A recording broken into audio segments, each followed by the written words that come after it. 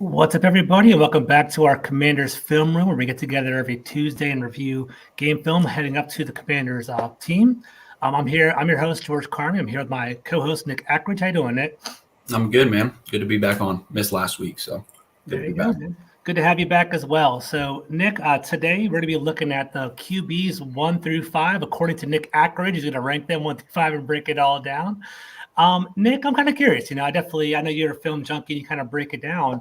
How long has this whole process been for you? Like, when did you start looking at QBs? Like, has it evolved over time? Like, what have you done? What's the whole process for evaluating a quarterback over time?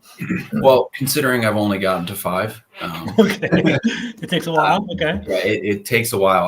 I've gotten I get pretty thorough. I try to watch as much as I possibly can. So basically, for me, this all starts once the season ends. With PFF, we are full sprint throughout the fall and the winter. So once the Super Bowl kind of ends is when our downtime is, and that's when I can kind of spend some free time and watch these guys and make notes. And in terms of kind of like how that starts is, I usually just kind of pick someone to start with and go through. I've got this big old Google sheet of basically all their stats and stuff like that. And basically what I do is write down notes for, the play and what I would grade it. Any interesting notes, highlight it if it's something that I want to kind of dig deeper on. Basically do that for almost every throw. I try to watch 2 full games from 2022 for these guys. okay. And then watch the whole 2023, but pick out about 4 or 5 games that I want to watch in full. And then the rest I'm looking at positive and negatively graded throws that we have in our system, which again, I have a nice massive collection of every single thing that I can kind of pop up with PFF. So it's a little bit easier for me to kind of, get the film and watch these guys. But that's kind of my process. And when I'm done with all that, kind of jot down some notes and kind of where I would take them, what I like, what I don't like. And then this past year I've started writing articles on them. So it's kind of come full circle. Gotcha. That's awesome, man. And then what's the whole evolution? Let me ask you a question. Has there been an evolution in the whole draft prospect, right? Have you seen kind of an up and down movement with the quarterbacks that you've been watching, or has there been a steady front runner the entire time? I think I know the answer to that, but how's the rest of the process been for you? For this year, it's been pretty steady. Okay. For this year, I'm pretty even with the consensus. We'll kind of get through the 1 through 5, but I'm pretty even with the consensus this year. In years past, I haven't been as that much, and my process has kind of changed over the year. The first year I started doing it, I was just simply just watching stuff and just kind of mentally noting it, and not really jotting down any notes, and kind of changed throughout the years of focusing more on traits instead of try to take the PFF grading hat off and focus more on traits instead of what I would kind of be grading these things, and try to project what they would do in the future. That's definitely something that's changed over the past couple of years. Yeah, that's interesting because I think a lot of these prospects, especially McCarthy and May, are younger, so we don't really know what their final project is going to be. What's up, Scott? I see you in the chat. How you doing, brother? All right, guys. So today what we're going to do is we're going to rank the top 5 quarterback prospects. What we're going to do is go through them 5 through 1. We're going to go through the prospect, basically kind of showing you who the prospect is. Nick's going to give like a 1-sentence summary, kind of breaking down why he put this person in this spot. Then we're going to watch some game film and break it all down. So, Nick, let's look at number 5. So we're looking at number 5. As you see over here, Nick had QB from Oregon, Bo Nix. So before we jump in the film, why do you have Bo Nix at 5? Yeah, if you would have told me a couple of years ago after watching Auburn, Bo Nix, that I would have him here, it would be pretty crazy. But no, like I said, I'm only through 5. So I don't see this changing much. You could have P. Nix kind of jump up at 5 as well, but I kind of see him and Nix in this sort of similar tier there. But, for Bo Nix, I was kind of pleasantly surprised. You hear a lot of like, oh, he only threw screens, only did this, only did that. But there was a lot of stuff on his tape that was kind of, showed that he's got some anticipatory throws on there. And, the arm talent might not be up there with the rest of them.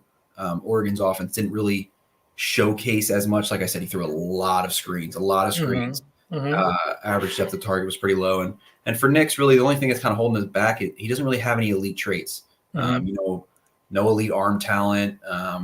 He's a good athlete. I wouldn't say he's obviously not a Jaden Daniels type, but that's just kind of the thing for Nix is there's no real kind of calling card for him. Gotcha. And yeah, that's just kind of where I landed on him. Yeah, it's interesting. I definitely want to see some film on him for sure, because kind of reading up, I haven't watched a lot of Bo Nix film myself, right? But I've kind of heard from him, he's kind of more of like a system quarterback, and Oregon kind of tailored their offense around his skill set. And I'm kind of curious if you agree to that, or you're going to show us that in a minute. Yeah, so I've got a bunch of clips pulled up here that kind of just go through some of his bad and good, and it's kind of mixed in. And I know obviously for most Washington fans aren't really watching Bo Nix because we're focused on a certain few guys. So I'll just kind of quickly go through this, just kind of let it play. But yeah, there was some stuff on here that I was really pleasantly surprised with when it came to Nix. So here, this is 2022 against Utah. Some middle of the field throws here that again, these type of throws are really what you're looking for when you're diving into these quarterbacks. So just kind of pre-snap. This is how I am grading these quarterbacks and looking at them. Watch the play through. If it's anything like this, see a middle of the field throw, kind of go back and understand the process and sort of see what he's looking at and go from there. So, pre-snap, you've got it. You got a sim pressure. You've got two linebackers lined up in the A gap here. So you have to be thinking constantly of where you're hot, where that pressure is going to come from, what your protection is going to look like. And here they drop out. So once he drops out, he knows that, okay, he's only got a 4-man rush. He's going to have it picked up unless someone, loses pretty badly. And with these linebackers, they're going to be bailing, and they got to bail quickly. So their back's going to be turned. So he knows that he's reading these safeties. He can see this safety. They're essentially playing like a 4-match kind of bracket coverage here, where they're just manned up. These two end up kind of bracketing this one receiver here. So for him, he sees all of that right there, and then he's just kind of reading the safety, and based on the leverage there, he knows that, okay, once these two kind of sit down on this guy right there, that he's got a one-on-one, and trust it and fire it right over the middle of the field. So good throw.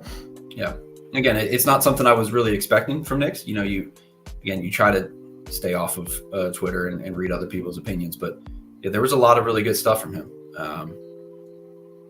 Yeah, I guess the kind of the dialogue that I'm hearing is that if he goes to a great system, if he goes to the Rams, for instance, or something like that, he could potentially thrive. He has a kind of a short West Coast offense, kind of read quickly and get rid of the ball quickly. Do you kind of see that as well, or what are your thoughts?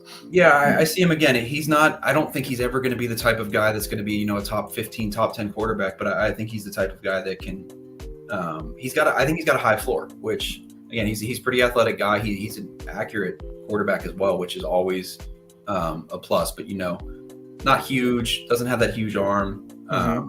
And so this is kind of a key point here that for Nix, he's got to be perfect with the way he's reading stuff and the way he anticipates, because of his lack of arm talent and the velocity he throws with, he can't afford to be late. So here he's reading this Haas concept up here to the field, and he wants to hit this little stick right here. But in college, when you're throwing from the far hash all the way over here, this ball's got to be out a second earlier. You can't afford to wait on this one. And you see he's late on it, and that arm is not enough. And it's just easy for the DB. So especially, again, you're not going to be making this long of a throw in the NFL. The hashes are tighter. So again, it's going to be from like right around, closer to the O there. But again, this sort of throw, you can't be late on. This ball's already has to be out at this point if you're going to make this. And yeah, just the ball is just a little too slow. And again, that's kind of the one thing that really sticks out from watching Bo Nix is doesn't really have the velocity there to make that sort of throw. Interesting. Okay. So again, 2022 is the bowl game. And this just kind of touches on his accuracy here. I really like the way he can kind of place the ball. He knows how to sort of protect his receivers. It's better from the end zone angle here. So he knows with the play action, again, these linebackers biting, all of them have their back turned. He knows he can fit this into this window. And he knows with this linebacker kind of, coming on there, he's going to throw it behind him, protect his receiver, give him a nice, easy catch. So that's definitely some of the pluses there. I really do like, his accuracy and ball placement. Yeah, Nick, I was going to ask you, so is that a plus in the regard to accuracy, or was that behind him? Because I saw earlier there was a throw where it kind of he hit the wide receiver in the chest, but it wasn't necessarily in front of him for yards after catch. What have you noticed about that? Yeah, it's all dependent, and you kind of have to give them the benefit of the doubt sometimes of, what's the type of pressure that's in their face, what they can possibly see, stuff like that. In that case, that was, for me, I wouldn't call that inaccurate. I would assume he's doing that on purpose. Okay. He obviously knows, but when you've got that defender sort of bearing down from one side to kind of throw it behind him like that to allow him to protect himself is definitely a good throw. Gotcha. So now we're on the 2023 film. And something with Bo Nix again is I talk a lot about arm talent, and that's not just how far you can throw the ball. You can throw the ball far. It's a lot to do with velocity. And here's just one of a bunch of examples of him, with great touch down the field. This one's dropped, but a pretty easy decision once you see these two defensive backs. One of them is going to be blitzing. You're not going to have these two guys over here over one receiver. So he knows one of them is going to be blitzing. Once he sees that, he knows it's cover 1 or cover 3, basically with a single high. And with the safety all the way over to the middle of the field, he can just hit this fade here. Great ball that eventually gets dropped. But he can throw a deep ball. That's definitely for sure. There you go. It wasn't a touch there. Texas Tech again. So this is another kind of thing with Nix is, his turnover worthy play percentage was at the bottom. It was like 1%, which is tiny. It's definitely the best in the class, but that kind of comes a little bit from him being a little too, protective of the ball and not taking the shots that he can take. And that might be because of how he was playing at Auburn, a little reckless at times, but this is just, a play where I think he hit his check down a little too early. Again, I don't know what he's supposed to read out here, but just kind of from looking at it and seeing where his head is based on what the safeties are doing, it kind of looks like a cover 4 quarters here. And with that play action, you've got these linebackers all kind of biting down on that. So you'll have time to make this throw kind of layer over the top. You've got your offensive line picking it up. There's no reason for me to hit this check down right here. You've got a window here to throw this right now. And if you want to wait a little bit longer, he eventually kind of gets open and has this window right there as well. So for me, he just kind of likes to hit his check down a little bit too quickly. Now, this turns out great because the halfback makes a play and makes someone miss for another 20, 30 yards. But you can kind of see from the end zone view here. Yeah, a good pocket from what it looked like from my angle. Or that one. Yeah, it's a good pocket. It's a 4-man rush. For me, there's no reason to kind of hit this right now. You've got time. But, he might be coached to kind of get that, once he gets that top drop, if he doesn't like anything, hit the check down. But for me, I would, there's plenty of windows here opening, or plenty of openings here for him to kind of, make those sorts of plays. What has changed for Bo Nix from his time in Auburn to his time in Oregon? Because I feel like it's been night and day from what I gather. I don't know. Whatever he did was incredible because, again, at Auburn, it was very chaotic. Everything was just chaos. And at Oregon, he played, and this is kind of a perfect play for this. He was calmer under pressure. And one of our grades, his under pressure grade is in the 90s, and no one else is even close to that. So it just kind of speaks to the fact that he can play under pressure. He's calm under pressure. He's not afraid of getting hit. Here's a great play. Nothing's open right away with the blitz. Halfback kind of whiffs on the cut block. Don't be afraid. Just calmly step up and take what the defense gives you and take off for another 20 yards. So you'll see a lot through here of him just kind of being calm under pressure and not really worried too much about, taking a hit and instead just, Just some mobility on that last play too. Got some legs on him, looks like. Yeah, he's a good athlete. Give a couple more clips here of Bo Nix because, again, I know Washington fans are waiting for certain guys. But so this is another kind of thing where he's, in my opinion, being a little too safe. Okay. What you kind of have here is, I'll go back a little bit and draw this concept out. It's a Yankee concept where you essentially have a post here and you got a cross from here. It's a great play against cover 3 because it puts this safety in a bind where he essentially has to decide if he wants to come down on this crosser or go deep and get this post. For a lot of teams, you're reading this safety, and again, if he kind of stays flat-footed to take this crosser, then you instantly hit that post over the top because the leverage from this cornerback is just not going to give him a chance at that play. And if he kind of stays back like that, you hit the crosser. And when you pair it with play action like this, it works out really well. So we'll see a lot of the Yankee concept from a lot of these guys. It's a very popular one. So again, get your eyes up after play action. And for me, I think he's hitting this crosser a little too early. It's open, and it's definitely a good throw, and he makes an accurate throw here. But again, for me, I think he can hit this post. With the way the safety is sort of playing it, especially now, you can definitely hit that post over the top, and we'll see some other guys make that throw. Nick, do you view him as pro ready right now? Like, I know he spent a lot of time in college, and he put a lot of, there's plenty of game film underneath him, but is he ready, or what are your thoughts on that? Yeah, I think all these guys are. I think there's a lot of talk about guys not being pro ready, and everyone will definitely benefit if they sit a couple years and learn. But I think all of these guys can kind of step in and play, especially with the more experienced guys. I mean, Bo Nix has been playing for what seems like 7 years now in college, so he's seen a lot. And in Oregon, they ran a lot of pro concepts, so it's not something that I think he would struggle with. And again, here this shows off his deep ball accuracy and throw on the run here. Just a great ball, sprinting right. They did a lot of this at Oregon where they kind of sprinted him out to the right, a lot of bootleg stuff. So he's got a good deep ball. Again, accuracy to all levels of the field. Gotcha. All right, now let's pull up. Well, let's segue really quickly, right? So before we move on to our next ones, pull up over here. Our number 4 overall prospect, I think Washington fans would be interested in him, is J.J. McCarthy. So it's interesting you have a number 4, which, I think that's actually pretty common in some of the conversations. But Nick, why do you have him at 4? Yeah, I think, he's so intriguing because, again, he's so young and still rather inexperienced. And, there's a lot of talk about Michigan not trusting him and whatnot, but a lot of that was just because they were winning easily with their run game, and they didn't really need him to do much. If you kind of look at his first half stats compared to other guys, he's got around the same amount of dropbacks as them. So, he's not throwing it nearly as much as second half because Michigan's usually up by like 20 or 30 in the Big Ten. But yeah, for McCarthy, he is I mean this with respect and disrespect at the same time. He's a perfect Shanahan quarterback.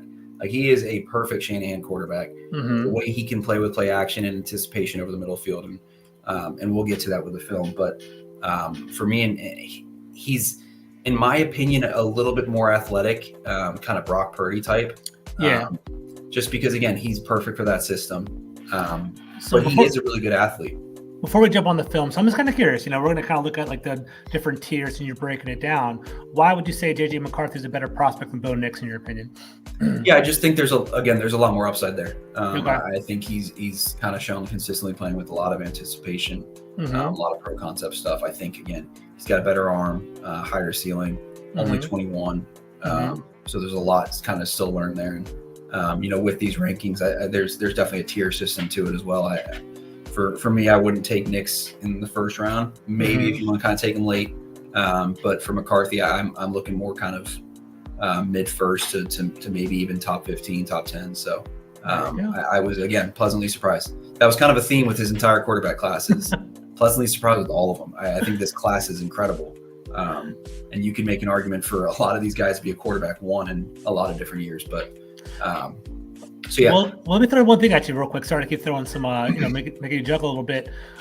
Where did you have Penix? You had him at number 6, or what were your thoughts on that? I haven't watched him yet, okay. But I feel like he's going to be sliding in with Nix, either slightly above or slightly behind. There you go. I think again, cool. He's very old for quarterback stuff and a lot of injury history there. So yeah, but getting back to McCarthy, again, start with 2022 stuff just to kind of see what they were working with then, and then go to 23. One thing I noticed in the few games that I did watch in 2022 is he was pretty skittish in the pocket. Would bail a lot of clean pockets and get out there early. So against Ohio State here, again, this is 2022. You see him kind of leaving this clean pocket early. Right here is when he kind of takes off. There's no reason to leave this. Again, you got a 4-man rush. It's picked up. You can simply stay in there and read things out. And you're going to have this crosser coming across the field that you can hit in stride and let him turn upfield and run. But he bails from the pocket, eventually hits it, throws it behind. Defender's able to make the tackle. So just kind of a theme from him last year. Once again, there's no reason to leave this pocket. You can stay in there. Eventually hits him behind and gets tackled. So I think with McCarthy, he's kind of like sneaky athletic, right? I hate kind of saying that terminology, but I remember, like, I'm a Big Ten fan. I'm a Maryland guy. One of my good friends is a Michigan fan. We'd watch games together, and I believe in 22 they would actually like substitute him for certain packages and put him in for like run packages and bootlegs and stuff like that. So I'm not surprised to see him being more mobile, like you should right there. yeah, he's definitely very athletic. I mean, surprisingly athletic. So again, 2022 against Ohio State, you got a 3-man rush here. There's no reason for him to leave this pocket again. Doesn't give anything a chance to develop. No wide receivers are out of their breaks yet. Just kind of scramble from the pocket. Eventually makes a great play, on the run to the left, and throws up a pretty decent ball for a big gain. But again, I'm looking more so at the process there. And for him, he's just kind of bailing these pockets way too early for me. This was, again, 2022. So last one, I think, from 22. Again, a little skittish in the pocket. You got a 4-man rush. There's a little stuff there, but no reason for you to kind of climb in the pocket like this and freak out and then sort of try to throw a deep ball there. But yeah, so that was 2022 stuff. And then first game from 2023, you can instantly see the improvements. This is week 1. And you can kind of see the way he works in this pocket is already drastically better than what he had last time. You've got an inside pressure here from that stunt. Instantly slide over, step up, make a good play. You don't need to kind of scramble out and bail out to the right. Just kind of work through it and keep your eyes up the whole time. You can kind of see it from the end zone here. Yeah, this is the J.J. McCarthy play. Whenever you kind of look at game film and kind of break him down, you always see this one come up real quick. Yeah. So it's a great play. It's a real good. It's teach tape in terms of how you want your quarterback to operate. Keep those eyes up the whole time. Keep looking, and great throw. Same thing here against East Carolina. I believe this is another one. Yeah. So East Carolina is showing a blitz from the start. So you're going to have to, work quickly, either get hot or looks you're hot, or understand where your protection's weak, buy yourself some time. And with this play, it's a pretty long developing concept for Michigan. So for McCarthy, he knows that. So you can kind of watch him work here.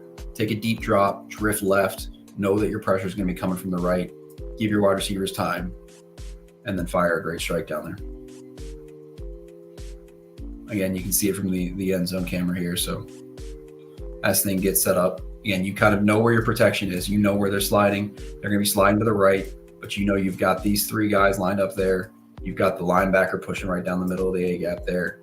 So feel that pressure, buy yourself some time, keep your hips square, and fire a good ball in there. That's actually a great catch. I got to give you credit on that. Like, you definitely see a night and day difference from 2022 to 20. At least that one game example. And that was week 1. So that was the very first game of 2023, where you can kind of notice that. And now he kind of drifted in the pocket, and there was pressure right on his back, and he still delivered the ball with someone in his face. So that's definitely impressive. Yep. So this is the type of stuff. Like, if you're a J.J. McCarthy fan, these are the type of throws right here. Hard play action. Again, you see this a lot in the Shanahan system, where they're hard play action under center. Get your head up and instantly fire it over the middle of the field. And you can see he's throwing this ball here, and you can see where the wide receiver is, right as he kind of loads up. Again, these are the type of middle of the field throws that you like to look for, these tight window throws. And he's not afraid to fire it. If he gets what he thinks is coming pre-snap, he's going to fire it. He's not going to hesitate. And it's just a great throw. How would you describe his throwing power and throwing accuracy compared to, I guess, we just talked about Bo Nix, like a night and day, right? Is he can make all the throws in your opinion? He's a fastball thrower. Okay. One of my things with McCarthy is I think he throws everything at 100 miles per hour, which isn't necessarily a bad thing, but I would like a little more touch on the deep ball. He throws everything with 100 miles per hour. So his arm talent is not really a question. Again, you can kind of see in this tight window there that you're going to need a strong arm to make those throws.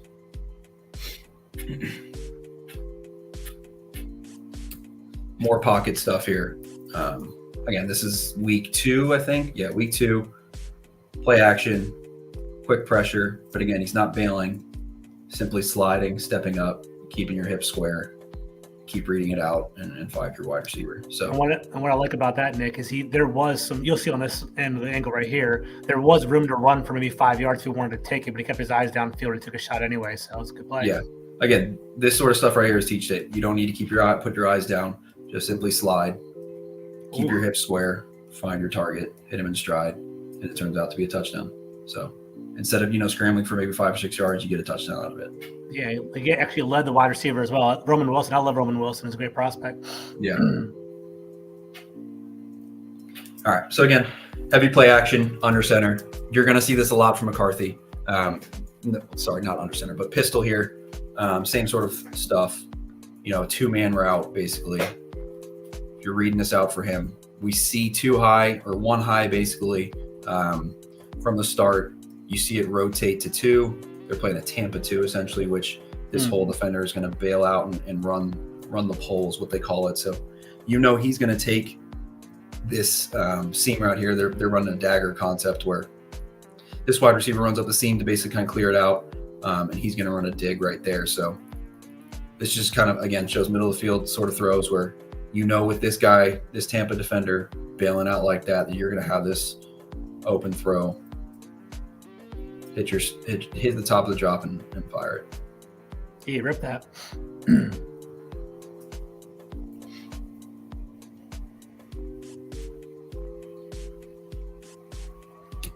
All right, so this is the kind of stuff where I was talking about earlier with, he's kind of only a fastball type of thrower, and this is me being nitpicky, basically. You got a flea flicker here. For me, I would like this to, again, put a little more air on the ball, lead the receiver. Instead, it's kind of a fastball that he gets pretty lucky with. Turns into a touchdown, but, if you lead this ball a little bit more and you've got a nice, easy catch instead of all that. Very lucky there. That's just me being a little nitpicky. All right, more pocket stuff here. Show the end zone camera first. All right, so I don't even. This is Rutgers. So running a stunt here with the linebacker. Understand where your pressure is coming from. Slight drift in the pocket. Create your throwing lane, and fire an accurate ball. Again, 2022, this was not what he was doing, and just kind of instantly flipped it. So again, when you kind of look at these guys who are younger, 21, you want to see this sort of improvement year in and year out, and you kind of picture it. If he was Jane Daniels' age or Bo Nix or Michael Penix's age, what can he possibly be at that point with more experience and more reps? So that's the kind of thing that you kind of have to look for with these guys is you got to bet on the traits. You have to bet on the traits that they have and what they've shown, and kind of go from there. So Nick, before we kind of transition, I don't know if you have more JJ McCarthy film, we're going to go to the next guy. But I guess looking at him, are there any holes in his game that you're kind of concerned about, that you're worried about long term? Yeah, I think I have some in here for sure. Okay. Again, this was just kind of chronological order for me. I think when when things get muddy, here's one.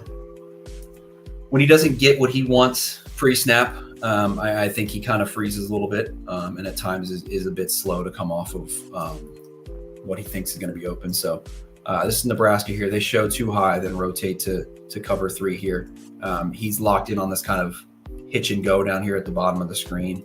Once the DB doesn't really bite on it, instead of kind of moving off of that and flipping your head to the field concept, you can kind of see him still sort of locked in over here. And he just kind of gets locked in there, and he waits forever. Finally flips. You can fire this seam route here against cover 3. That's open. Still kind of panics. He's still open. Leaves that pocket, back to kind of some bad habits there. And then eventually throws it way too late. And I think it's called. You must say card anyway. That's interesting. But you're right, though. If he threw that a second earlier, 2 seconds in real time earlier, that guy was wide open, but he basically stalled, and because he hesitated, it was a much harder throw than it needed to be. Yeah, and again, I'm not sure what he's coached to do here. Maybe this sort of play is always supposed to go to the pitch and go down here. But for me, again, once you kind of see that rotation to cover 3, I would be flipping it towards the seam because you've got 4 verts here. So this safety's screwed. He's going to go here. He's going here. He's going here. So this safety's screwed. So if you flip your head to the field, you're going to have someone open, and he's wide open. So Nick, I got a comment for you. One of the things for McCarthy for me is I think, again, when he gets what he wants and it works and it's open, he's going to fire it in there. It's going to be accurate. It's going to be on time. But for me, it's when that look kind of gets muddy a bit, is when he starts to panic a bit and go back to some of the bad habits. There's your guy, Roman Wilson, again with a great catch. Nick, I got a comment for you. Friend of the show, co-host of the show, Mr. Mark Bullock says, QB2, JJ McCarthy. Yeah. What are your thoughts on that? What are your thoughts on that? Put him on blast for that one. Exactly. Again, I can see it. I absolutely understand why some people are very high on him. Mark knows a lot about the Shanahan system, so that's probably why could be pretty high on him, because, again, he's a perfect Shanahan quarterback. That is, again, both an insult and a compliment. But why is it an insult, Nick? I mean, because we see a lot with these Shanahan quarterbacks it's I say easy, but it's the easiest system basically for a quarterback to play, and it's so quarterback friendly. And it's why we've kind of seen Brock Purdy have these great years.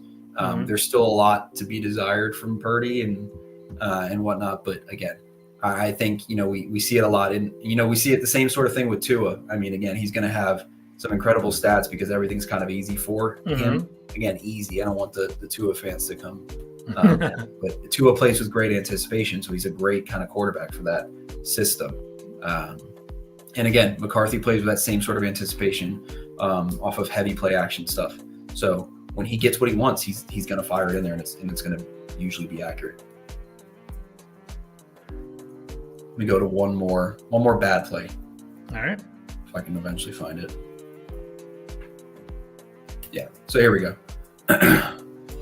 This play, again, I'm not really sure why they're calling mesh here against a too high look, and it's not really what you want to do here, but they rotate to, I'm not really sure what this coverage is. You could call it a cover 3 with the way these safeties kind of rotate down. But again, locked in on this number 1 receiver over here, and he's not really even running a route, really. So kind of a weird play, but again, things kind of get muddy. You should kind of move off of this right away, work that mesh concept, because you've got the sit route open, you've got the crosser open, he's going to sit down, and you've got your check down. But for McCarthy, he kind of is still locked in on it. Eventually kind of panics again from a clean pocket. Again, eventually finds him. So good result. I would say bad process. And that's kind of what you're really looking for. Again, once this is kind of not open, you should know with that cover 3 rotation that's probably not going to be open, because the DB is always going to be playing over the top. So work back to the middle of the field and read out the mesh concept, which is open. Multiple guys are open. So eventually finds them. Good result. Nick, do you think the hype right now is justified, or do you think it's kind of a media construct? And what are your thoughts on all that right now?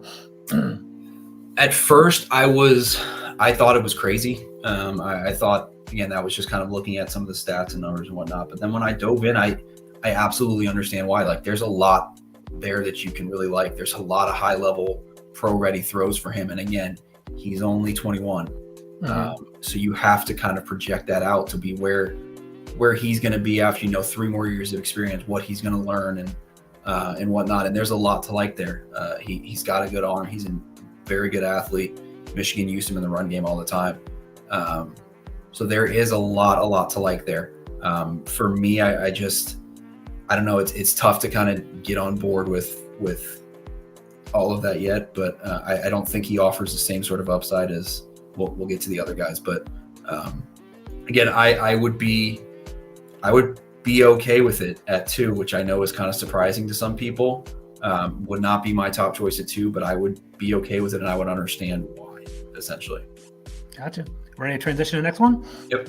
Let's do it. So going on to our next prospect, we had Bo Nix at number 5, JJ McCarthy at number 4. Moving on to fan favorite, Jaden Daniels at number 3. So before we dive into him, give us a little 1-sentence summary. What do you got for him right now? Yeah, this is the one that everyone debates. Is Jaden Daniels basically is, for him, he's, in terms of body type and everything like that, he's an outlier. He's a true outlier there, but it's a good and bad sort of outlier. Like, what he does running the ball is unbelievable. You just wonder if that frame can kind of hold up. And in terms of passing, he's really an advanced passer. At LSU, he improved miraculously over the past couple of years, from where he was at Arizona State, and even more so this past year.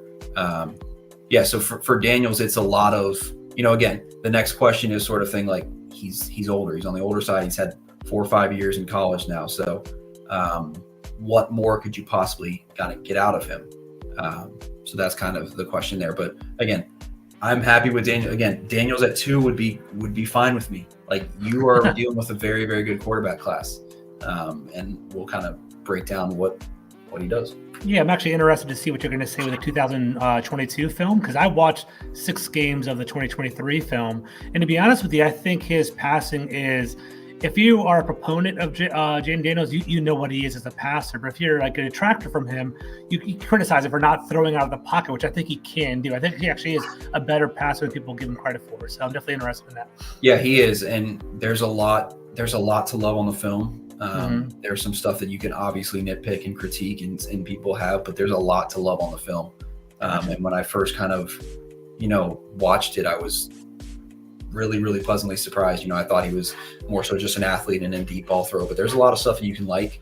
We'll get into why I don't like him as much as certain few, but this is from the first game of 23. I don't have any 22 clips, okay, but this is all from 2023. And again, it's going to be similar to the last couple of guys. It's just going to be a mix of good and bad. I'm not as prepared as Mark, who's got it all laid out. And whatnot, sequentially good.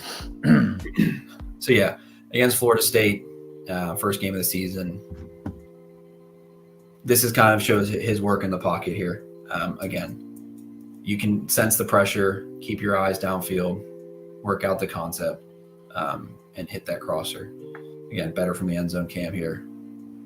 Play action. You can feel this immediate pressure here from that D tackle on the guard. Just slide. No need to bail. Just simply drift. Give yourself some time. Great ball. Moving away from the target. And what's funny, Nick, I'm sure you saw this as well. He got better as the season went on. I thought the Florida State game, he kind of was up and down, and they got better as the season went along. Yeah, there's a lot of really good. Obviously, there's a lot of really good there because he's on Heisman and all whatnot. But there's a lot of pro throws in here. There's a lot of high level processing stuff as well. So this one's against a Grambling State. Ignore the competition here. I just wanted to talk about this throw because of the kind of unique coverage they throw at him and how he reads this out. So at the beginning, you see a too high look. So you're thinking, cover 2, cover 4, cover 6, any of those sort of looks. But what they do is post snap, they rotate to a 3 cloud, which is essentially, instead of this guy bailing to a deep third, this safety comes over the top and plays that deep third. He sits in the flat. He's going to rotate towards middle of the field, and he's going to do that. So they kind of rotate the whole thing over, and it turns into a cover 3. So you can kind of watch him read that out. He's reading this safety, reads that out. He sees all. I'll play it through, but he sees all 3 of these guys kind of rotate over. So he knows that this field concept isn't going to be open. Against cover 3, it turns into a post wheel, and that's not going to be open. So you can see him quickly flip his head back to the other side of the field and make a good throw. You just know that basically with the whole defense flowing this way, even the underneath guys, that this dig route's going to be open. Mm-hmm. So you can kind of see him just quickly flip his head and make the throw. And you have to be decisive there. A second later, that wouldn't be a good throw, right? Yeah, take it and pull it. Yeah, right there. Great play. Yep. Reading the safeties out, flip your head, make a good throw that's dropped. But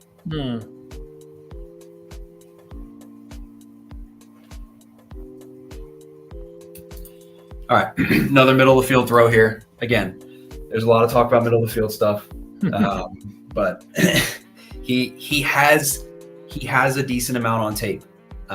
We'll get to some of the reasons why some people talk about the middle of the field stuff, but there are some on tape. There's a lot of anticipation throws, and this is one of them. Arkansas's got a 3 safeties here, so you're going to get some sort of weird. Either a 3, I just talked about 3 cloud, but there's 3 double cloud where he's going to stay in the flat. He plays over top, flat, gets over. Or you're going to be looking for some sort of Tampa 2, which we talked about, where he kind of steps up and these guys are playing deep. So that's what you're kind of looking at here. I believe they run a dagger concept. Yeah. So dagger concept here, talked about it already. He's going deep to clear it out, and he's coming through here. So just read this out. Go through it, starts to the left, reads this out, knows what he wants, and then fires in there with good anticipation. What I like about him as well, he goes high-low in regard to, like, you're supposed to do that as a true quarterback as well, but he had the underneath shot, but he took the bigger shot because he anticipated him getting open. So yep, good. Just got to read it out. Trust what you see. The Ole Miss game, there are some throws on here that if you are a Jaden Daniels fan, you're going to be pointing to this tape because there's some throws on here that show the high-level anticipation that I would like to see consistently. He does that here against Ole Miss. There's some really high-level stuff here. Again, so pre-snap, you're seeing single high, so you're thinking cover 3.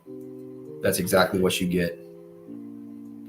And we talked about the Yankee concept before with Bo Nix, but what you're going to have here is that deep post, that cross. He runs like a shallow cross to kind of drag these guys up. Again, and you're reading this middle of the field safety. So once he drops down on that crosser, you fire that post. And unlike Nix before, he's going to hit that post. So he's reading this out. Once this safety, again, you can see right here, he starts to sort of flatten out and take this crosser. He's going to target the post. Does that exactly. That was a perfect ball. That ends up being dropped. And that's supposedly a strength of his. He's probably one of the better deep passers in the draft class. Yep. We've got him with the highest deep passing grade of any of these guys. It's why I kind of comp him a lot to RG3. I know some people might not want to hear that, but a great athlete, great runner who's got a fantastic deep ball. That was RG3 basically.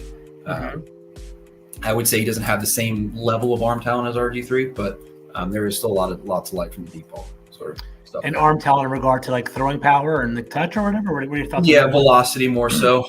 Okay. I think there's some clips in here where I would like, again, a little more velocity, but that's not something you can really teach. But again, Ole Miss, this is the tape you're going to be looking at if you're a Jaden Daniels fan. Like this sort of stuff here is high level stuff. Let me see the concept. All right, so we got cover 4 basically is what they're running here with these safeties so deep. I don't know why they're bailing so much.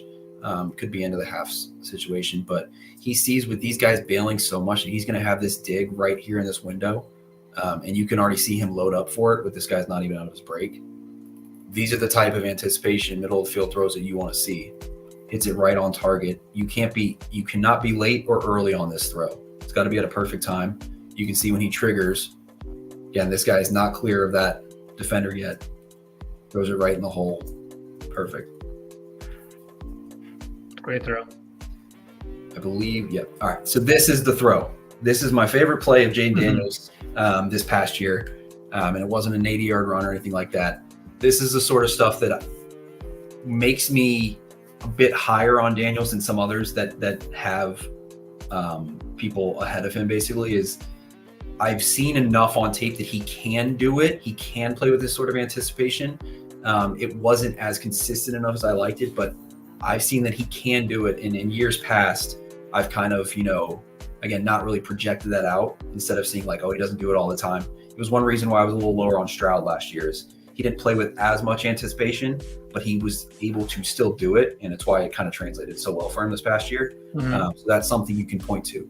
This sort of play, you get a busted protection here. But if we're reading this out pre-snap, you see the 2 high safeties, but you kind of notice this difference in depth here. So you're pretty sure that they're going to rotate to single high. And that's what they do. They rotate to single high. So you see cover 3. I believe this is a post wheel sort of concept. So he's going to be running a post. He's running a wheel behind him. It's great against cover 3 because this DB is going to have to carry with that post or with the wheel. So no one's going to be there for the post. And again, just trust what you see because the guard gets messed up here on the stun exchange. He's got no time to kind of read this out. He's just got to trust what he sees.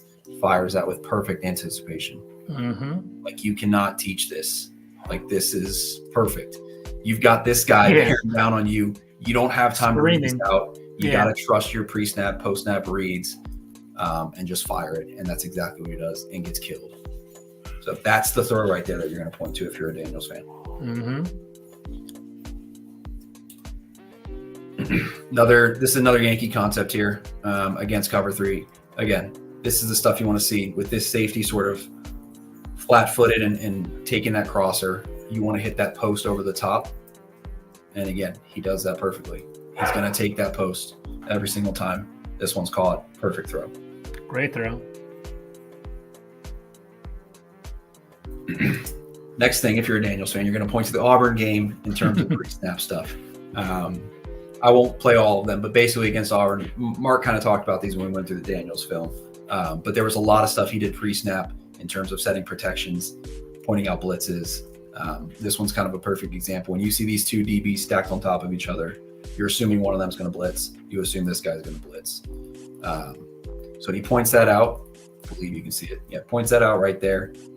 Gets the halfback to know that he's got to pick that up. Halfback picks it up, gives him time to read this out. And perfect, full progression read right on time. You could say he could hit this first crosser, but with 35 there, I kind of like how he moves to the next one, knowing that window's going to be open. And I guess that's one thing for Daniels as well that I kind of notice. He does, when he is intent on passing the ball, he does have poise in the pocket. Sometimes he'll take off and he'll run. He'll kind of, either he will run and scramble if he needs to, but I feel like when he wants to deliver the pass, he'll sit there. He's not necessarily skittish in the pocket, in my opinion. I don't know if you feel and that's kind of my sticking point is why I kind of always come back to why I would be okay with them taking him at 2, because I've seen it enough times where I can believe that he can do it. Again, I would like it a little more consistent, and we'll get to some of those throws here eventually, but he's shown that he can do it. He's shown that he's smart enough to understand these protections. He's setting the tight end on the running back here, knows this blitz is coming, picks it up perfectly, eventually gets through his reads and fires a good ball. Great ball. All right, we'll get through. Again, Auburn they just decided to try to blitz him to death, and it didn't work at all because he picked it up every single time. So here's another blitz from Auburn. Didn't work. Fires a seam ball. All right, we'll get to, I swear there is some bad from the film here. All right, so this is the sort of stuff that I was talking about with the velocity. It's just a little bit less than what I would like to see. They're playing Army here in the middle of November. It's a weird SEC schedule, but too high look. They kind of change that to a cover 3 post snap. He steps up with this. I believe he's blitzing. And you've got the concept that you want. You've got essentially a 4 verts. There's a lot of kind of different releases there. But this is a sort of throw where you want a little bit more velocity to save your wide receiver from getting killed like this when he makes that catch. We'll show it from the back end. I think it's better. He hits it right there at the same time. Again, it's a very good throw. It's an accurate throw. But one thing I've kind of noticed with Daniels is he falls off his throw a little bit. What I mean is you'll see it kind of here. Where right when he delivers it, he kind of throws, he falls backwards a little bit, falls off a little bit, which kind of puts less velocity on the throw. Again, he throws this with great anticipation, but if he steps into this instead of falling off of it, you're going to hit that wide receiver just a second earlier, which gives him a little bit more time to control before he's hit. Again, this is nitpicking. I know I'm nitpicking here, but it's just that little touch of velocity that I would like to have just a little bit more. I get it. Because in theory, he's driving through his front foot. He's kind of pushing that velocity to the ball. He falls off a little bit too much. It's kind of one thing that I've noticed. There's another example here in Alabama where he does that same thing.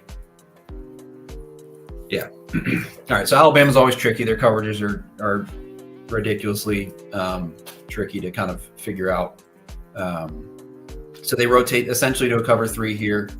It's a weird rotation, but you can read this out, and you know with this crosser here, he's going to drag that guy up, so you can hit this middle of the field throw. We've seen it time and time again. We've seen him do it. I just showed a bunch of clips of him hitting that throw. He doesn't want it, and for whatever reason, again, falls off. Watch him here again. He'll fall off of this throw and deliver an inaccurate ball because of it. Sort of backs off of it a little bit. Throws an inaccurate ball that could probably be picked. It's just one of those things that, you want him to be a little bit better at just following through his throws. No need to kind of back off like that. It's funny because that's a criticism of May. You hear that a lot with May on the shorter underneath layup throws who want to have proper footing and throw an inaccurate pass, and you see it right there with Daniels. Yeah, there's a lot to fix for both of these guys. I mean, they're still prospects. I mean, This is just a sack here. Again, for Daniels, you would like to, it's cover one. Just trust somebody to win. You've got some options here. You can either hit this deep post if you really kind of trust yourself, and based on how the safety's playing, he's going to take that. That's a tougher throw. I don't blame him for not taking that. Then you go lower. This crosser's one, so you can hit that, or just hit your check down, or bail and scramble. But instead, he kind of freaks out, and you'll see from the end zone here. You can see him drop his eyes, which is a no-no. You can see him right here sort of drop his eyes, look for some sort of scrambling lane, and then get killed. And what's funny, Nick, breaking down the film, that was the complete opposite of J.J. McCarthy, right? J.J. McCarthy's eyes were all the way downfield and was consistently looking to pass, which was, I guess he's coached up that way. Yeah. All right. More bad from Daniels here. The Florida game. This is the kind of stuff that, again, if you're a Daniels fan, you're going to point to and see, it doesn't matter if he misses a read because he can go scramble for 60 yards and a touchdown. This is that play. So you've got two crossers here from the field. You've got exactly what you want. Both of them win instantly. So you can hit either of them. There's no reason not to throw to number 2. There's no reason not to throw to number 8. For whatever reason, he doesn't. Backs up in the pocket, eyes down, finds a scrambling lane, and then turns it into a 50-yard touchdown. So again, fantastic, or not a touchdown, but a fantastic result here. Not a great process, because especially from the end zone camera here, you're not going to get more open than either of the. I mean, his DB's not even in the frame yet. Mm-hmm. You got to throw those in the NFL. Yeah, neighbors is like, throw to me. Yeah, you got to throw those in the NFL. I don't see this sort of stuff happening as often in the NFL, where no one really touches him for 40 yards. Much better job of protecting yourself there. If you're a Jaden Daniels fan, the Florida game is what you want to put on and watch, because it's just like that's what he won the Heisman off that game, in my opinion. It was a show. Yeah, he had 600 total yards. Strictly running. I mean, it was a lot of running. All right, last one I have here of some bad Daniels before we move on. But this is another sort of one where I want him to trust himself more. Trust what you're reading pre and post snap, and just throw it. So little play action here post snap. They're playing man essentially on this side. They're manned up. But if we go back to pre snap, look at the leverage here basically from this corner. You see where this wide receiver is lined up. See where he's lined up. It's playing outside leverage. So usually if you're having any sort of outbreaking route, that's not going to be open, just based on what they're showing pre-snap, and they kind of stay that way. So they run a sail concept here, where this wide receiver's clearing out and he's going to run a corner. But against outside leverage, it doesn't really work. So for me, I want him to kind of understand that, quickly flip his head to the backside dig that's wide open. It's so wide open that it didn't matter that he was late. But again, we're nitpicking here, but in the NFL, no one's ever going to really be that wide open.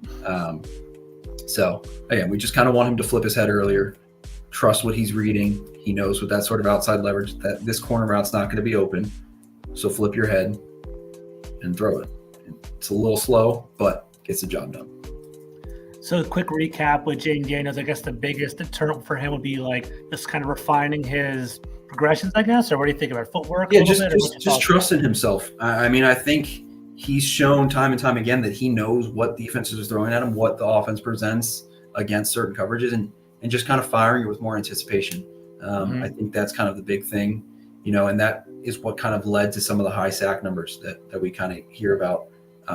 From 2022 to 23, it was a drastic drop off, and you kind of hope that he can continue to have that sort of downward trajectory with the amount of sacks he takes. But if you're looking at career pressure to sack ratio, it's astronomically high, like historically high. So again, that's something that you can point to as someone who's not a Daniels fan and point to, this is not great. And it's why, a lot of people have kind of comped into skinny Justin Fields, which I can kind of see. He takes a lot of sacks just because he doesn't really anticipate things as much as he can.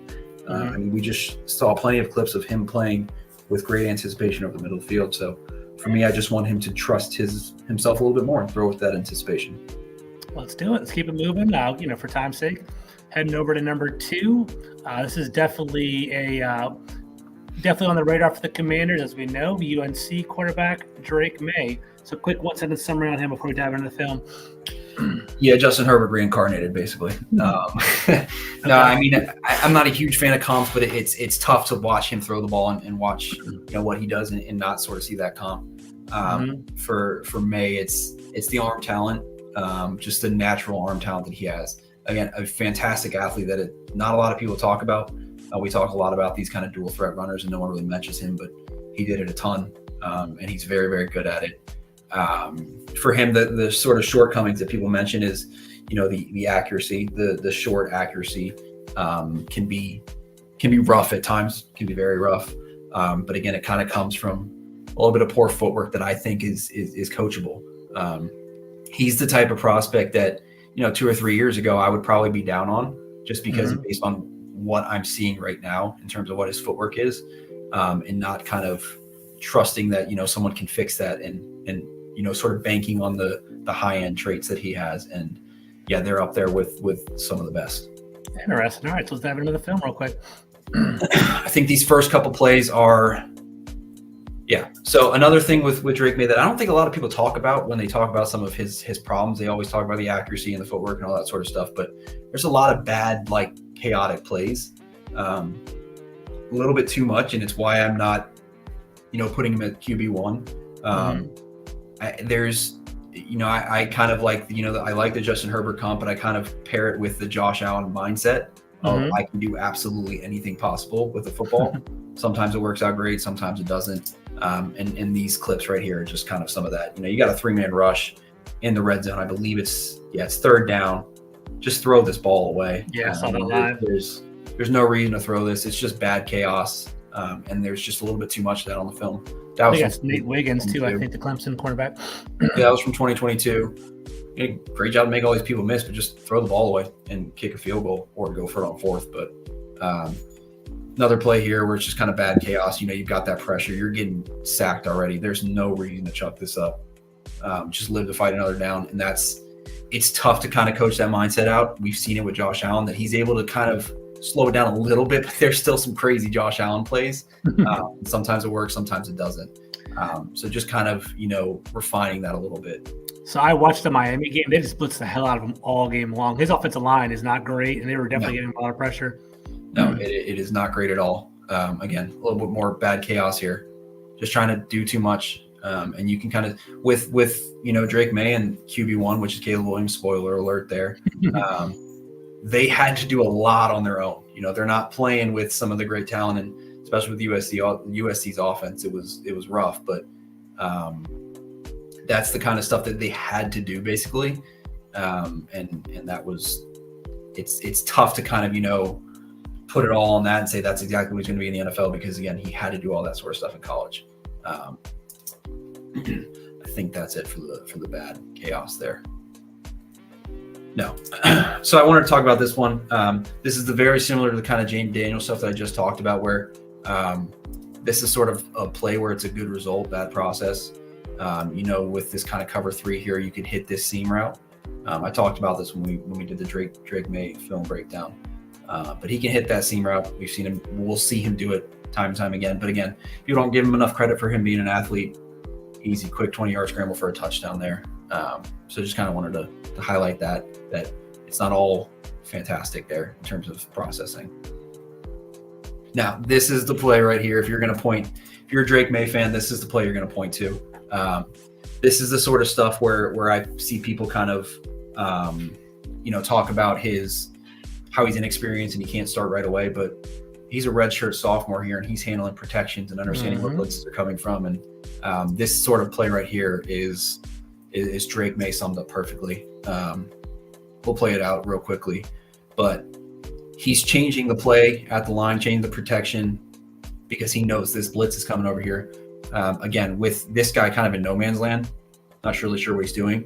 He's expecting him to blitz because he's not covering anyone. You could say he's maybe covering the line or the running back, but this linebacker's got him. So he's going to blitz. So for him, he's changing the play to a sprint out.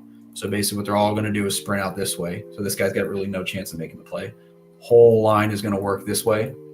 So he changes the play, changes the protections, and then you can see the arm talent at the end.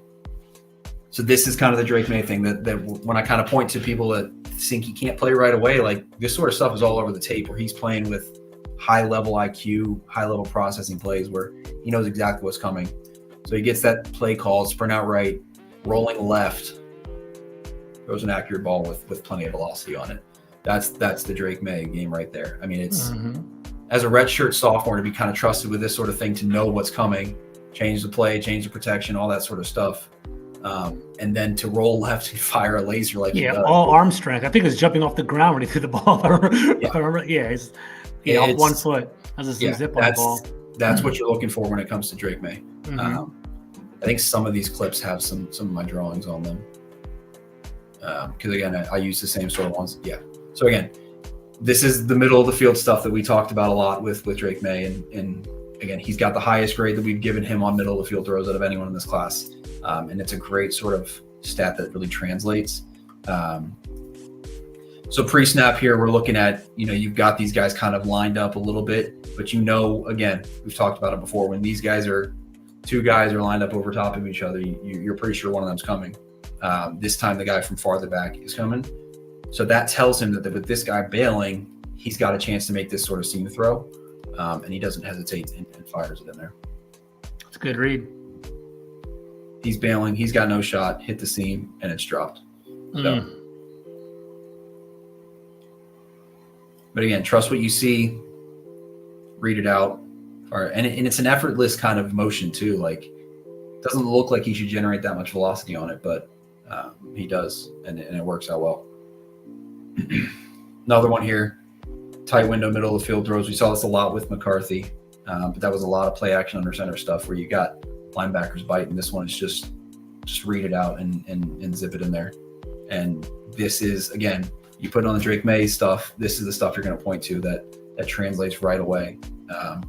This sort of high level stuff here where he's kind of looking off these linebackers and firing in there with absolutely no room for error. This sort of stuff is all over the film, and it's what gets you so excited for someone who, again, is 21. I mean, it's kind of ridiculous. And you think about where he's going to be with, the amount of dropbacks that some of the other guys have had. It's tough not to get excited about that. Absolutely.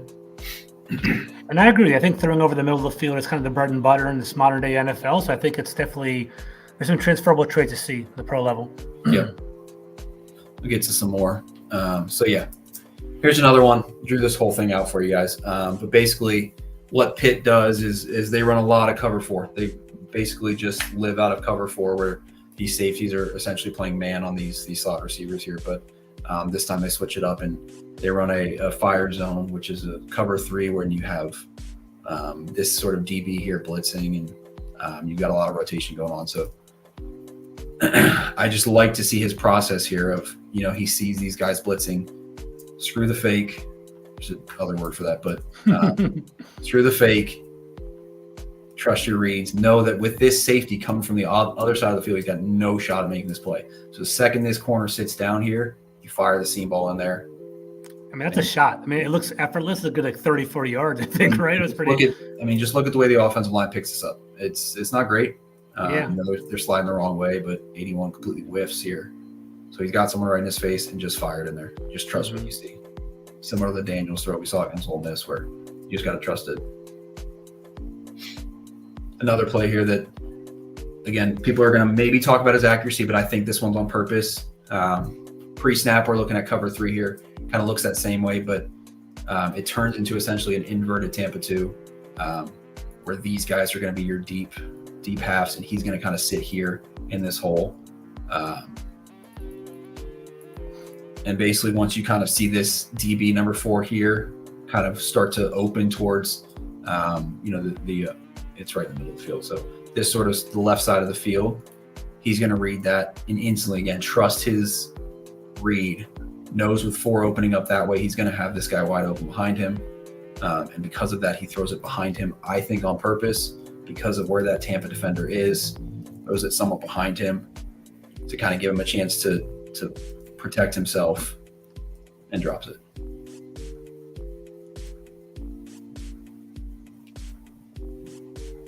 More good here, middle of the field again. So reading this out post snap, you can kind of see them rotating. They rotate again to a Tampa 2 here with 26 as that Tampa defender bailing out. Again, it's a dagger concept that we talked about before. He's going to run there. He's coming through here. So once that Tampa defender takes this seam, trust it and rip it instantly right behind him to get that hole. So Nick, I think his deep arm strength is not in question. What do you know, or what have you noticed about his deep accuracy? Is he pretty accurate deep down the field? Okay. Yeah. Okay. He's right behind Jaden Daniels in terms of that. Okay. There's no question there with his deep accuracy. It's weirdly almost more accurate than his short accuracy. So yeah, that's what I was wondering. That one's not a concern. I've got a 2-minute and 30 thing that I did not include in this of him just hitting deep balls. Okay. So it's definitely not a concern. This is again one of my other favorite plays we talked about a lot with navigating pockets, and that's a huge thing in the NFL, and understanding where your pressure is coming from, where you're weak, and giving yourself more time to throw. So again, when we talk about how people think Drake May just kind of drifts aimlessly in pockets and isn't really ready to play, I don't really understand that. This is kind of a perfect example of that. They're scrambling here. You've got 3 guys over here essentially covering the running back and wide receivers. One is coming. Again, we talked about that before. With the line sliding to the right, you're going to be a bit weak here. Just drifts a little bit to the right, gives himself enough time here, and then fires that seam. I mean, it's perfect, basically. So again, end zone camera here. That quick little look to the left that he gives here, sees him coming, so he knows that. Quick little drift. Trust what you're seeing. Fire the seam, get hit. Great throw. It's an awesome throw. I think when we did our Drake May breakdown initially, you put me on that he can make every throw in the league. He has a cannon on his arm. He has the velocity. He throws the ball wherever he wants. And this is another one where, again, feel the pressure, navigate the pocket, step up, keep your head up, reset, and again, fire another perfect ball. It's all over the tape. I think that there's been a lot of talk about him not being pro ready, but there's some stuff that he does. This is another one. This is one of my favorite plays here against NC State, where he's got 2 free rushers in his face. Doesn't care, gives himself enough time, and fires a nice accurate ball on 3rd down for a first. You're staring right down 2 defenders. Drift just a little bit to give yourself a throwing lane. Take the hit, but fire an accurate ball for a first zipping down. It in there. From the end zone. 2 guys, just enough drift. And the arm talent's going to save you even if you're midair. His arm talent's enough to make that sort of throw. That's a great point. Last one. Again, NC State was I talked about Jaden Daniels. If you want to look at the Ole Miss tape, that's the one you want to look at. If you're Drake May, you want to look at the NC State film. You got a corner blitz here. Gives it a little quick peek. Knows what's coming. Knows he's going to get hit. Steps up into the pocket and trusts his read, even in this ridiculously tight throwing lane, to hit that. And you don't see that from a 21-year-old redshirt sophomore. That quick little glance to the left, sees the cornerback blitz, knows he's not going to have that picked up, doesn't care, throws a perfect ball anyway. Great throw. And that's all I got for Drake May. All right, let's bring it on home. I think it isn't really a surprise for our last prospect. We'll look at it for a couple minutes and start bringing it on home. Our last prospect, number 1, and it's kind of funny. It's kind of rare that basically a quarterback prospect from start to finish ends at number 1, but it seems like that's the common narrative for Caleb Williams. What are your thoughts on that? Yeah, I mean, just probably the most talented quarterback I've seen in so long.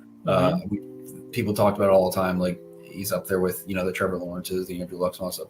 The sheer arm talent that he has is unbelievable. The playmaking ability he has is unbelievable. There are questions, obviously, of if he can play within structure. Mm-hmm. And I think he showed enough when he did have time that he can play within structure and he can, operate like that. But when it breaks down, there's going to be almost nobody better in the NFL than him. And it's just insane the amount of throws that he can make off platform, on platform. He's got the Aaron Rodgers flick of the wrist that goes 60, 70 yards. It's unbelievable the amount of talent he has. Yeah, I know we broke him down earlier in the year, and he definitely. I walked away very impressed with Caleb Williams. Nick, would you hesitate if he happens to fall at number 2? Not at all. Okay. I would be sprinting as fast as I possibly could. I think it's a foregone conclusion that he's one of the Bears at this point. But exactly, if there's any way that he falls to 2, yeah, I think that is a dream come true. The talent he has is just unbelievable. I know it's been a while, or we've gone pretty long here, so I'll just kind of let these clips play. A lot of them is just kind of just the crazy arm talent, and we're going to start with a 65-yard throw here. So it's unbelievable the amount of throws that he can make on platform, off platform. I mean, look at where he's throwing this from. Yeah, that's the famous one. Yeah. It's absolutely unbelievable. And there's very little effort here too, which is so weird. He's not taking 2-3 steps. He's just one step and fires it perfectly. It's just, yeah, that again, can't teach that sort of stuff. So this play's perfect. This kind of shows you what he was working with the USC offense here. I've never seen this sort of concept before where, again, I don't know if something was messed up, but what they did essentially here is have these 2 guys run here and basically pick this guy for a screen this way. I think either these guys are wrong or, again, I don't know what the hell is happening here, but 4 and 2 both kind of stop here. I've never really seen that before. I mean, it worked, but that's the sort of stuff that he was dealing with. It's a very weird offense. I think a penalty actually came out too later on the play. I don't know if you saw that at all. Yeah, again, when you have 2 guys stop in the middle of the field to essentially set a screen like we're playing, yeah, he's holding him there. I mean, it's very weird stuff. And here you have, again, him changing the play. I don't even know what happens on this play, but you can see him change the play. He's got control protections and all that sort of stuff. So, he can play within that sort of structure and understands what's happening. And again, instant pressure, has to scramble. This is teach tape in terms of how you navigate a pocket under pressure.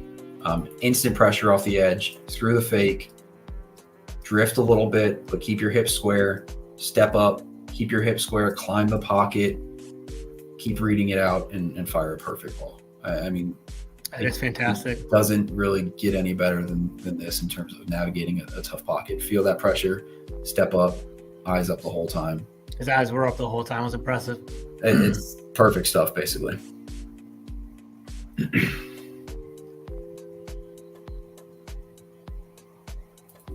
Skip through this one.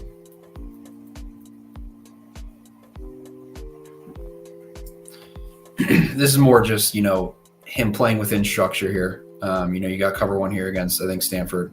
Just read it out, get to the backside, hitching on time with the pressure. He can do it. It's not a problem. He almost had to kind of live in that, area of constantly scrambling and whatnot. But this is another good example of him playing in structure. They're playing Colorado here. Rotate to a Tampa 2. We talked about it a bunch of times. Usually you're going to have this whole defender run up the pole. He doesn't. So he's reading this guy the whole time. Second he flattens out, watch him quickly trigger and fire the seam right behind him. It's an effortless sort of delivery, and it's so quick. So he can be a little bit late if he wants because his trigger is so quickly. And he sees that guy flatten out, and it's just effortless. Perfect throw. Great touch. Again, changing the protection, changing the play, sets it up. You can see him, again, play action here, play action power. Understand where the pressure's coming from, climb the pocket, keep reading it, and hit your dig. It's perfect stuff. He's not always going to live, out of structure. He can play within structure, and then he can play out of structure, like this one. And this is sort of play is where he's so good at setting up rushers. You can kind of see him bait number 8 there and just kind of hesitate a little bit, and then the arm talent, which... That's an Aaron Rodgers-esque play right there, 100%. This throw is ridiculous. I can't even put into words how you're rolling to the left, and to throw like that. Jeez. Perfect accuracy. I mean, you can talk about whatever you want about Caleb Williams, but his talent is absolutely out of this world good. It's unbelievable. You cannot coach this. There's a reason he's been talked about as the number 1 quarterback for what seems like 5 years now. And again, this is the kind of stuff you're working with on offense where you got really nothing open. Again, these two wide receivers down here are just blocking. He's not open. Nothing's open. So Caleb, save us. And that's basically what they kind of had to live out of. Is he much of a runner, Nick? I haven't really tracked that or kept up with that at all. Yeah, I mean, he can run, but he doesn't take off to scramble as often in terms of like just pure running like this. He's always looking downfield to make a throw. Always. And, which is the ideal. Which yeah. And he's not going to break 60, 70-yard runs like Jane Daniels, but he's going to constantly look downfield and find someone open. All right, we did finally get to the bad here of Caleb Williams. Again, when you live in an area of playing out of structure and trying to constantly make people miss, you're going to get sacked. And that was a problem. You know, for me, I would like for him to understand that this is a zero blitz, sees that it's coming, just hit the pivot route, just throw this right now. There's no reason to kind of try to make a hero play. Well, I guess there is because they were probably losing at this point, but he just takes the sack and takes him out of field goal range on third down. So this is the type of play that you're going to point to if you're a Caleb Williams hater, basically. There aren't much of those, though. You don't really see many Caleb Williams. You just got to trust it. Just throw it sometimes. Like I understand he has to constantly try to make the hero plays, but on that one, just kind of trust it. And we'll end with this one because this is unbelievable, but it doesn't translate at all to the NFL. You got a corner blitz. He knows it's coming. He knows he can make him miss. He's got no chance. So sets it up, stiff arms him, still looks up the field. And yeah, there's no real words for that one. Again, not translatable at all to the NFL. In the NFL, this corner is going to make that tackle, or at least you're going to have some other pressure. This isn't really going to translate, but it's fun to watch. Yeah, it's awesome. Very fun to watch. So we'll end it there. Yeah, so Nick, on that note, thank you for the awesome breakdown. I definitely learned a lot. I'm sure our viewers did too. And thank you for the 600 people that have been watching us. Nick, kind of bring it on home. Like, I guess, how would you view the overall quarterback class? Like, how does it pertain to the Commanders? Like, what are your thoughts on the whole breakdown? Yeah. Again, like you talked about before, if Caleb is somehow at 2, you take that every single time. But again, I think we're living in a world where he's going to the Bears. And so you're looking at, in my mind, you're looking at Drake May or Jade Daniels or JJ McCarthy. I don't necessarily think he's going to fit too much of what Cliff did in Arizona. We don't know what that offense is going to look now. We have an idea. But I don't think he really fits that. There was not a lot of under center, heavy play action stuff that Cliff did. So I don't necessarily see that fit as much. I could be completely wrong. Mark's probably going to say I'm wrong there.